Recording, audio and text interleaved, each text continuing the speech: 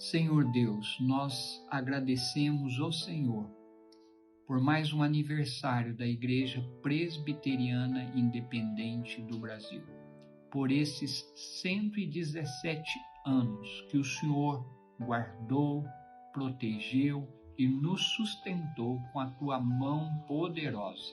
Nós agradecemos, ó Deus, pelo Supremo Concílio, agradecemos pelos sínodos, agradecemos pelos presbitérios, pelos conselhos e pelas igrejas espalhadas por este Brasil. Que a tua boa mão, Senhor, esteja sustentando esse período que estamos vivendo, que o Senhor nos ajude a cada dia mais olharmos para o Senhor através da tua palavra e que teu Espírito Santo esteja atuando em nossa igreja, nos dando direção, nos dando discernimento para fazermos a tua vontade. É isso que nós pedimos e é isso que nós agradecemos ao Senhor. E que o Senhor nos ajude, como presbitério litoral paulista, a fazer parte desta obra até quando o Senhor assim nos chamar, para estarmos para sempre com o Senhor.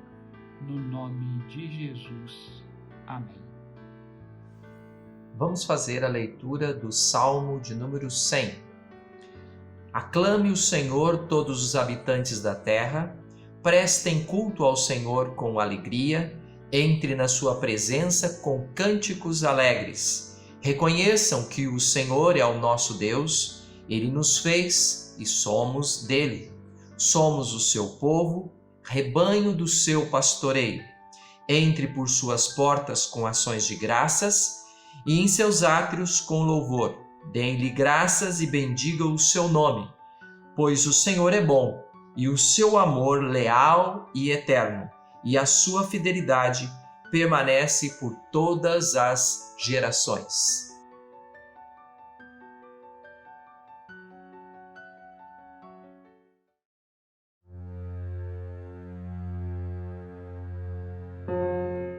Chegamos a mais um aniversário da igreja, mais um 31 de julho. Mas este é um 31 de julho especial. Especial porque é diferente. Por conta da pandemia que assola todo o planeta, nós não podemos nos reunir, não podemos abraçar os irmãos, não podemos estar juntos. Os cultos das nossas igrejas têm adquirido um formato diferente, virtual, através das redes sociais, através de gravações, enfim. Temos que nos adaptar a novos tempos, temos que nos adaptar a novas situações. Por quanto tempo isso ainda perdurará? É cedo dizer. Dizem que nunca mais voltaremos a ser exatamente como antes. Mas é sempre assim, não é? Nunca somos aquilo que fomos há pouco tempo atrás. Mas o importante é que mesmo estando isolados, estando distantes um dos outros, não perdemos a nossa comunhão, não nos distanciamos espiritualmente. Continuamos a ter o mesmo amor, a mesma comunhão, a mesma união. Apenas aprendemos a exercer esse amor, essa união, de modo diferente. E é um pouco sobre isso que queremos trazer uma palavra ao presbitério no dia de hoje. Afinal, no aniversário da igreja, é justo falarmos, é justo tratarmos daquilo que nos une, daquilo que nos torna um único povo, um povo cristão, mas um povo cristão presbiteriano independente. Oh, como é bom e agradável viverem unidos os irmãos. É como óleo precioso sobre a cabeça, o qual desce para a barba de Arão, e desce para a gola de suas vestes, É como o orvalho do Hermon que desce sobre os montes de Sião. Ali ordena o Senhor a sua bênção e a vida para sempre. Salmo 133.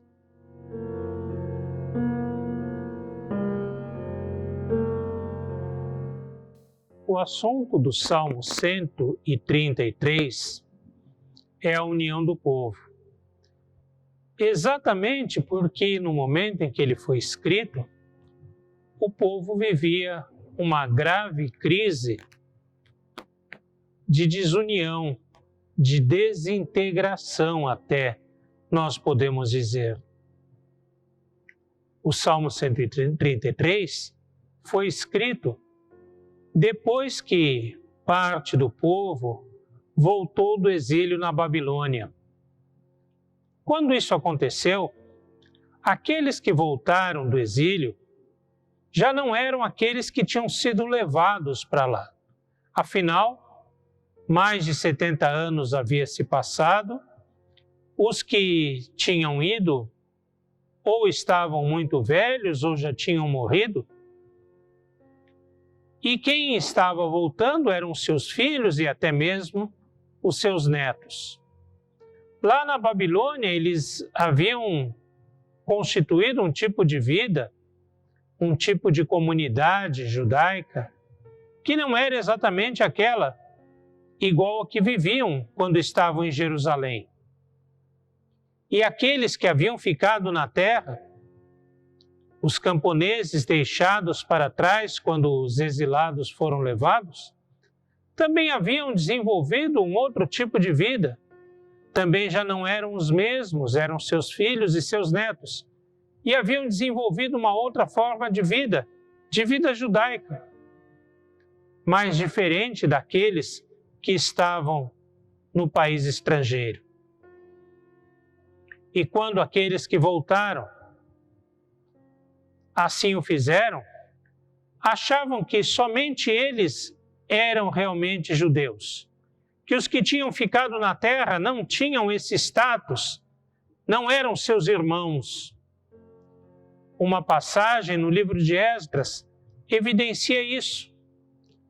Esdras escreve que quando o seu grupo retorna ou vem da Babilônia para a cidade santa, para Jerusalém, ao chegarem lá, eles celebram a Páscoa.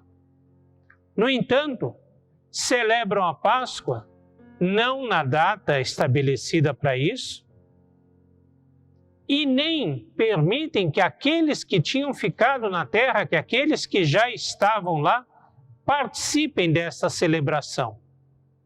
Enfim, eles celebram a Páscoa para marcar que eles, e somente eles, eram parte do povo de Deus, eram o povo de Deus. Que aqueles que tinham ficado de fora, que não tinham sido levados para o exílio, que não estavam retornando da Babilônia ou da Pérsia, esses não eram judeus.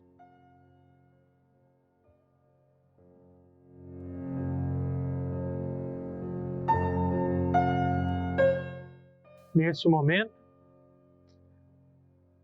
dá-se uma grande disputa entre os grupos a respeito de quem era judeu e quem não era. Quem era judeu? Aqueles que haviam retornado do exílio? Aqueles que estavam na terra? Ou ambos os grupos eram judeus, eram considerados judeus? Essa disputa não é uma mera questão de denominação, de um nome, mas pertencer ao povo judeu significava pertencer ao povo escolhido por Deus, por Yahvé.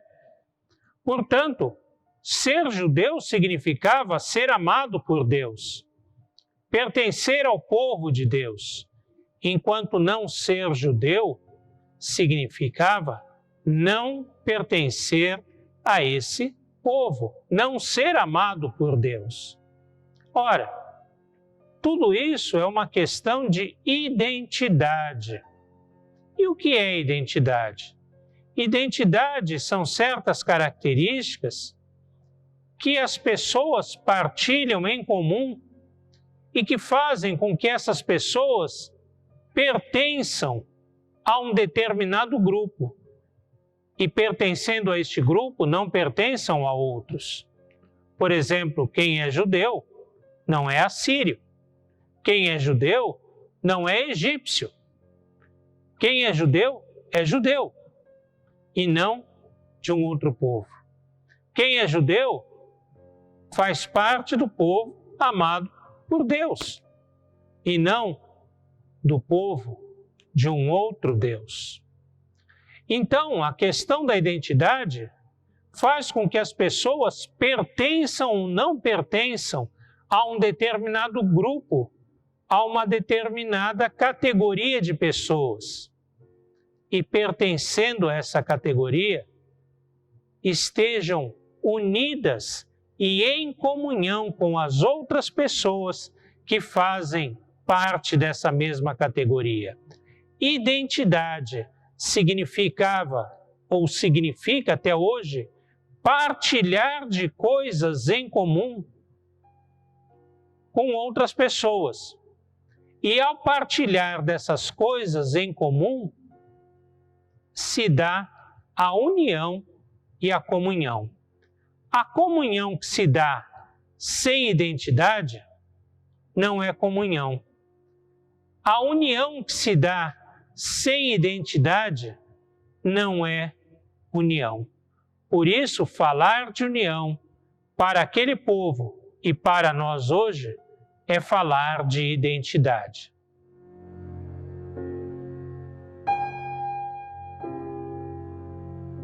A união, a comunhão do povo se constrói em torno de características comuns que formam a sua identidade. O povo que voltou do exílio estabelecia alguns critérios como sendo aqueles característicos da sua identidade. O povo que ficou na terra, de onde provém esse Salmo 133, fala de outras características. Diz que são outras qualidades com que façam que uma pessoa possa ser considerada judaíta ou não. O Salmo 133 aponta para duas características bem claras. Uma é o sacerdócio de Arão. Nessa época, duas casas sacerdotais disputavam a primazia do templo e a primazia da religião judaica. Uma era a casa de Sadoc, sacerdote instituído por Salomão e que fazia parte da corte da antiga monarquia. Uma casa que havia se deslocado para o exílio, sido levada para lá e que voltava de lá achando que tinha o poder, porque assim tinha sido instituído pelo Império Persa e pelos seus governantes. A outra casa é a casa de Arão, que remontava aos tempos de Moisés, que dizia que Arão fora instituído pelo próprio Yahvé como sacerdote sobre Israel e Judá.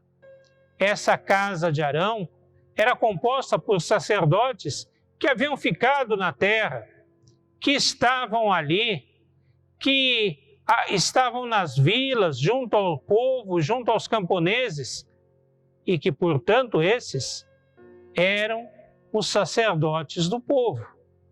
Estar ligado a essa casa, estar obediente a esta casa, ter um sacerdote de Arão ou ter os sacerdotes de Arão como aqueles que intermediavam a sua fé com Yahvé, isso, sim, para eles, era sinal de identidade judaica. Mas não só isso. O texto fala também do orvalho do Hermon. Para isso, a gente precisa observar um pouco a geografia da Palestina. O Hermon é um monte muito alto que tem na divisa entre Israel e o Líbano.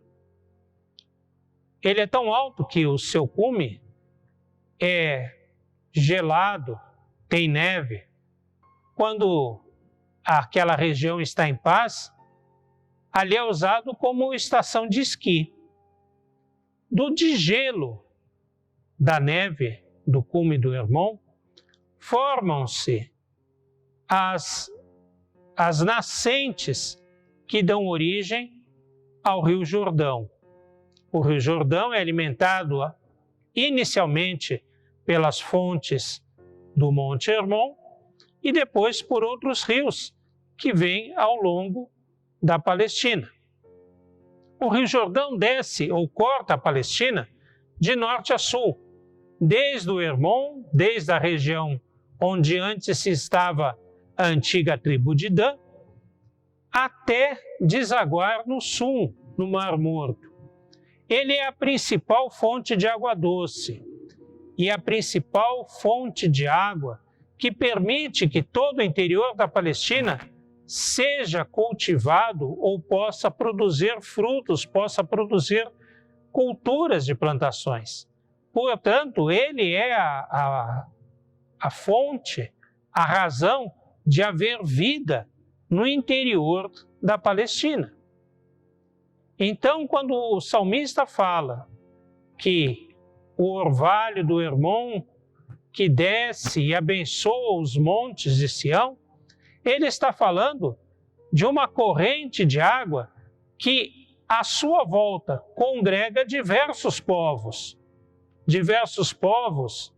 como os judaítas, os israelitas, ou nessa época já eram chamados de samaritanos, mas também edomitas, amonitas, moabitas, e que, nesta época, se juntam ao povo da terra, se juntam aos judaítas e também participam do culto a Yahvé. A ideia é que todos aqueles que habitavam ali, naquela região geográfica, também possam ser chamados de irmãos e também possam fazer parte do povo de Deus. Assim, a identidade não é formada de uma forma exclusivista, de uma forma intolerante, de uma forma preconceituosa para com o estrangeiro, mas uma forma que agrega, que junta, uma forma que estabelece que aqueles que cultuam a Yahvé são parte do povo de Deus.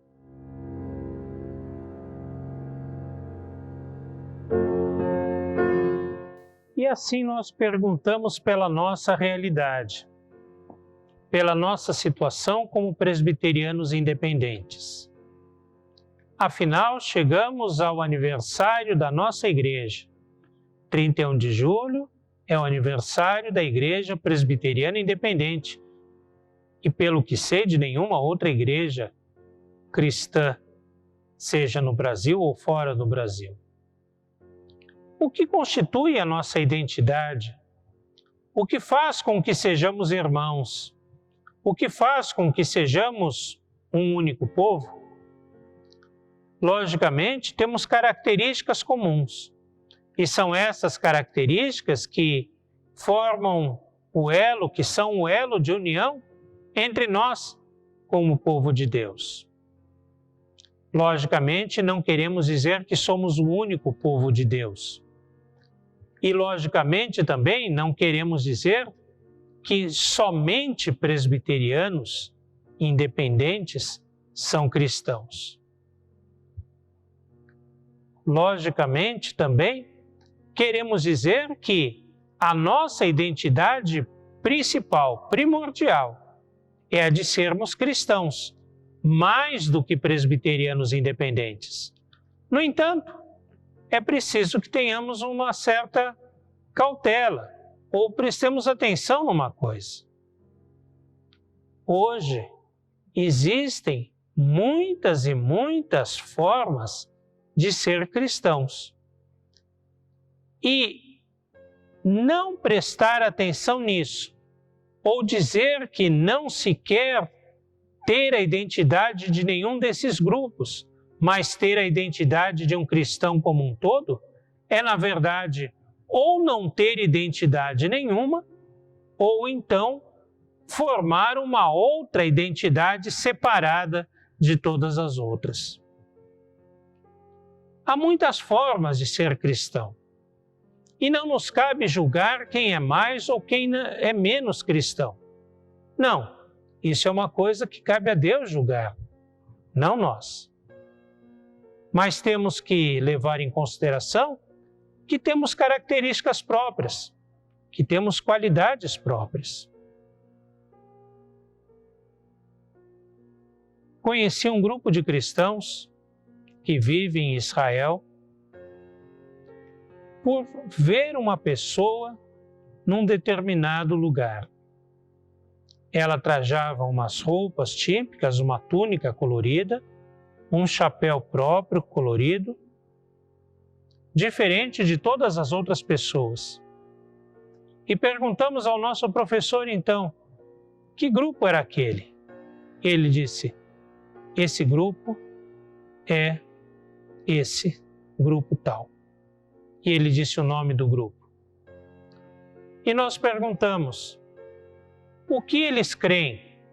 Como são as suas doutrinas? O que eles pensam? E ele respondeu, ninguém sabe. Como assim ninguém sabe? Ninguém fora do grupo sabe.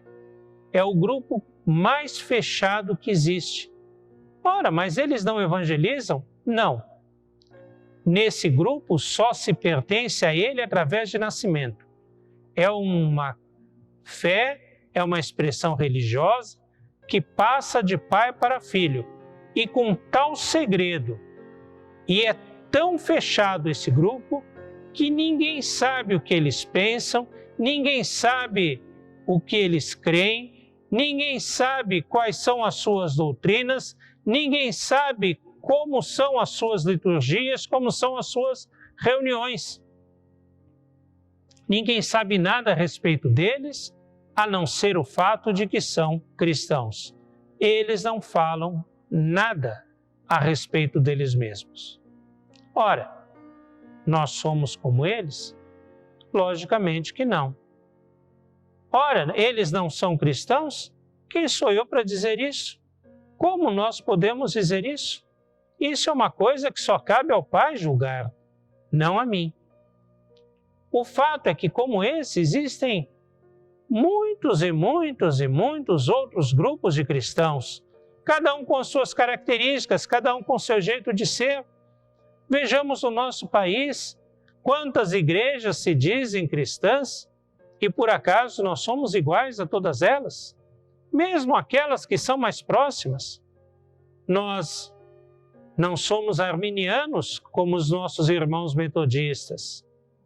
Nós cremos no batismo infantil diferente dos nossos irmãos batistas. Nós aceitamos a ordenação de mulheres ao presbiterato e ao pastorado diferente dos nossos irmãos da Presbiteriana do Brasil.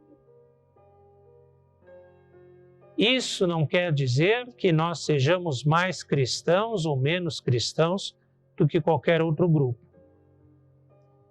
Isso quer dizer que nós temos o nosso próprio jeito de viver o cristianismo, de acordo com aquilo que nós entendemos na palavra de Deus, de acordo com aquilo que nós entendemos ser a vontade de Deus. E buscamos viver a vontade de Deus integralmente na nossa vida dessa forma.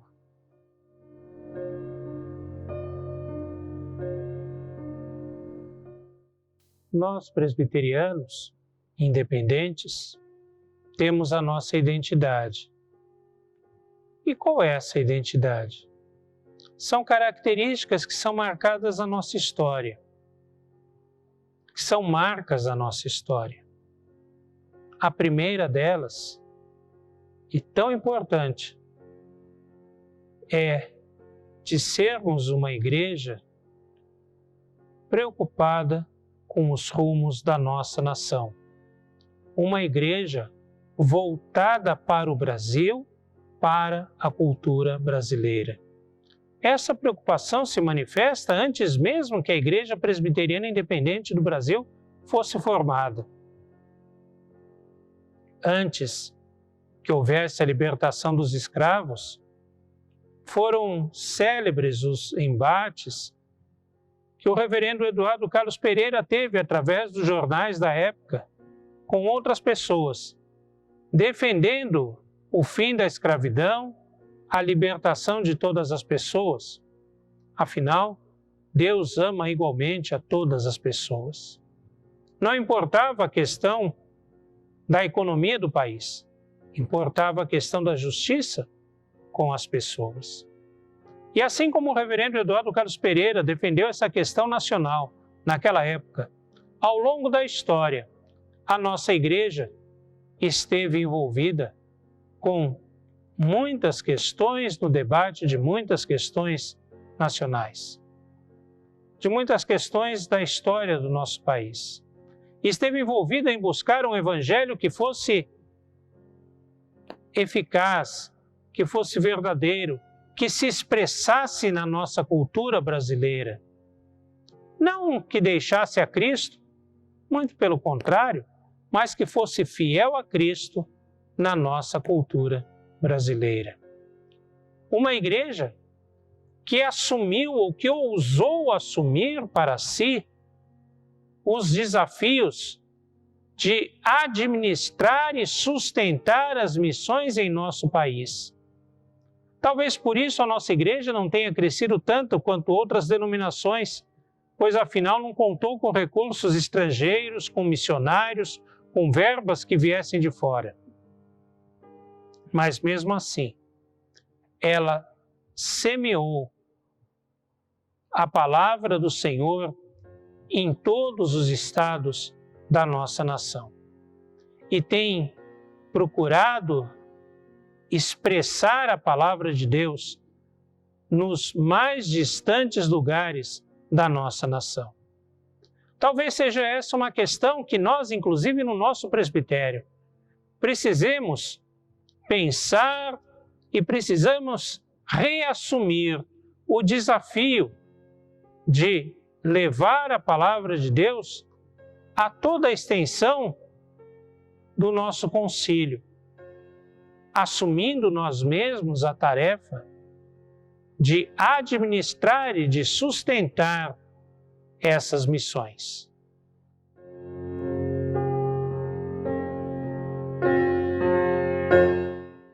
Ser uma igreja para a cultura brasileira, para a realidade brasileira, não significa abandonar a identidade presbiteriana. Muito pelo contrário. A nossa igreja tem mantido a tradição, a doutrina, a forma de vida presbiteriana. Isso ao longo de toda a sua história. Mesmo nos momentos de crise, como na década de 30, com a questão doutrinária, ou na década de 70, com a renovação, ou mesmo no fim do século XX, com o movimento carismático, a nossa igreja tem mantido uma linha de moderação, de centralidade, de equilíbrio sobre as questões da identidade, a tradição, a doutrina presbiteriana. Uma doutrina que é essencialmente bíblica, pois afinal a Bíblia exerce papel central na nossa vida cristã, na nossa expressão de fé. Segundo a nossa confissão de fé, ela é nossa regra única de fé e prática. E isso tanto para a nossa vida, para a nossa piedade individual, quanto para as nossas reuniões, para as nossas celebrações, onde a proclamação da palavra ocupa um dos lugares centrais.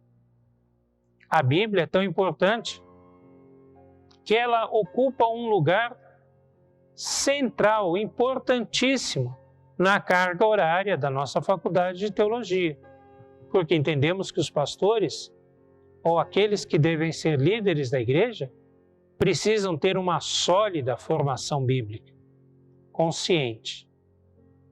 Mas não somente bíblica. É preciso também uma piedade, uma devoção pessoal. E uma coisa não é oposta à outra. Muito pelo contrário, são complementares. Não existe verdadeira piedade, não existe verdadeira devoção cristã que não seja bíblica.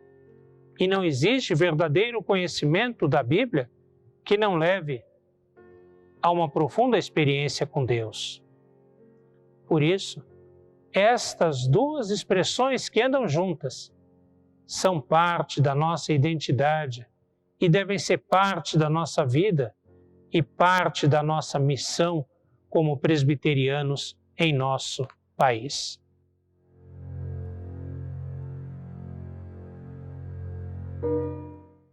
Anos atrás, tive a oportunidade de fazer um curso em Israel.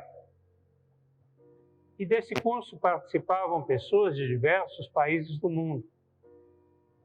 Japão, China, Sri Lanka, Índia, Estados Unidos, Inglaterra, Ilhas Fiji, Samoa, Austrália. Pessoas que falavam línguas diferentes entre si. Mas era muito interessante que, durante os exercícios devocionais, quando íamos fazer a oração do Pai Nosso, cada um orava em voz alta a oração do Pai Nosso na sua própria língua. E embora fôssemos de idiomas diferentes, falássemos línguas diferentes, ali existia uma comunhão muito grande do Pai Nosso, que nos identificava a todos como cristãos. Assim é a nossa união como pessoas, como membros da Igreja Presbiteriana Independente, como irmãos, principalmente em Cristo. Afinal, a nossa união está baseada na nossa identidade. E certamente que a nossa primeira identidade é a nossa identidade de cristãos. Afinal, Jesus Cristo é o fundamento da nossa fé, e não outro. Mas dentro deste fundamento, ou dentro dessa expressão de fé cristã, existem muitas formas de manifestar essa fé. E a nossa fé presbiteriana independente, ou a nossa fé cristã, da forma presbiteriana independente, tem um jeito especial de ser. Tem características próprias, tem uma linguagem própria, uma linguagem brasileira, uma linguagem preocupada com as questões do nosso povo, uma linguagem preocupada com as missões para o nosso povo, uma linguagem preocupada em viver o cristianismo autêntico em nosso país. E assim, e desse modo, nós possamos agradecer a Deus pela Igreja Presbiteriana Independente do Brasil, pela maneira de ser, porque afinal nessa casa podemos aprender de Cristo e crescer no conhecimento do Senhor. E podemos aqui vivenciar, juntamente com os irmãos com quem temos comunhão, a nossa fé. Amém.